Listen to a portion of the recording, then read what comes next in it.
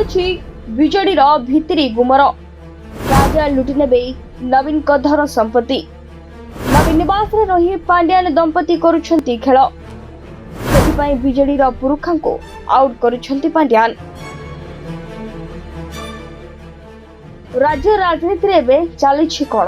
ପାଣ୍ଡିଆନଙ୍କ ପାଇଁ ବିଜେଡିରେ ଏବେ ମହାଭାରତ। କିଏ ନବୀନ ନିବାସ ହଡପ କରିବାରେ ବ୍ୟସ୍ତ ତ ପୁଣି କିଏ ନବୀନଙ୍କ କୋଟି କୋଟି ଟଙ୍କାକୁ ଚଳ ବୁଲାଇବାରେ ବ୍ୟସ୍ତ। କୁହାଯାଉଛି ସେପଟେ ପାର୍ଟି ଫଣ୍ଡିଂ ହଡପ କରିବା ଲାଗି ନବୀନଙ୍କ ପାଖରେ ଛାଇ ଭଳି ରହୁଛନ୍ତି ପାଣ୍ଡିଆନ। ଏଭଳି ବିସ୍ଫୋରକ ବୟାନ ପରେ ଉଠୁଛି ପଡୁଛି ବିଜେଡି ଶିବିର। କହୁ କହୁ ବିଜେପି ବିଧାୟକ ସରୋଜ ପାଢୀ କହିଦେଇଛନ୍ତି ପାଣ୍ଡିଆନଙ୍କ ଷଡଯନ୍ତ୍ର ପଛର ରହସ୍ୟ। ସେ କହିଛନ୍ତି ବିଜେଡି ପାର୍ଟି ଫଣ୍ଡ ପାଇଁ କେତେବେଳେ ନବୀନ ପଟ୍ଟନାୟକଙ୍କର କଣ ହେବ କେହି କହିପାରିବେ ନାହିଁ। ସାଧାରଣରେ ଚର୍ଚ୍ଚା ପାର୍ଟି ଫଣ୍ଡ ପାଇଁ ନବୀନଙ୍କ ଜୀବନ ବି ଯାଇପାରେ। କାଳେ କିଏ ନବୀନଙ୍କ ନିକଟତର ହୋଇଯିବ ସେଥିପାଇଁ କାହାକୁ ନବୀନଙ୍କ ପାଖ ମଡେଇ ଦେଉନାହାନ୍ତି ପାଣ୍ଡିଆନ। ସେଥିପାଇଁ ଯେଉଁମାନେ ନବୀନଙ୍କ ସହ ଥିଲେ ସେମାନଙ୍କୁ ନବୀନ ନିବାସ ଠାରୁ ବି ଦୂରାଇ ରଖିଛନ୍ତି ପାଣ୍ଡିଆନ।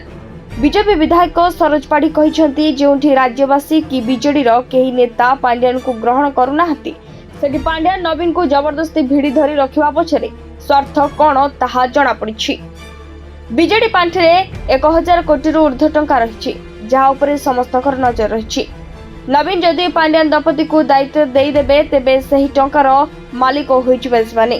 ସେଥିପାଇଁ କଟରୀ ଗ୍ରୁପକୁ ଧରି ବିଜେଡିର ଏଣ୍ଟ୍ରି ପାଇଁ ଯୋଜନା କରୁଛନ୍ତି ପାଣ୍ଡିଆନ ଦମ୍ପତି।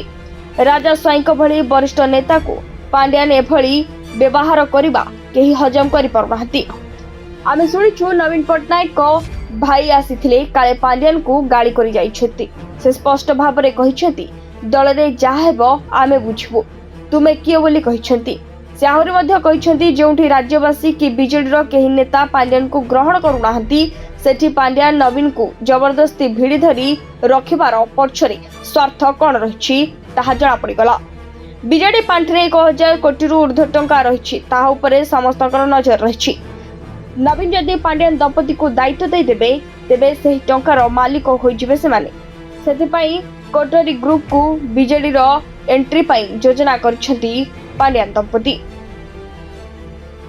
Bureau report, ATV Odisha live.